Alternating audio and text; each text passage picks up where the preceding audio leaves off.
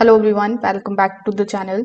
So in today's video, I'm going to show you exactly how to fix the Aura frame not showing all the photos in 2026. So first of all, you need to open the Aura application. Afterwards, you just have to simply select your frame. Just make sure that you actually added all the photos or the correct album. Sometimes only a few photos are selected by mistake. Now, Aura can show the photos based on the filters like favorites and selected photos only. So you can go to the frame settings and make sure that it is not limited to a filtered view. Now, some of the photos may still be uploading. So in the application, you just have to check if the upload is complete, no pending or failed uploads. If needed, you can re-upload any missing photos.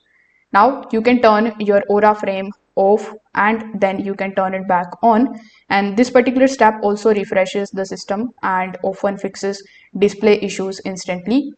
Now your frame needs stable internet to sync the photos. So make sure that Wi-Fi is connected and the signal is also strong. Weak connection can stop the new photos from appearing.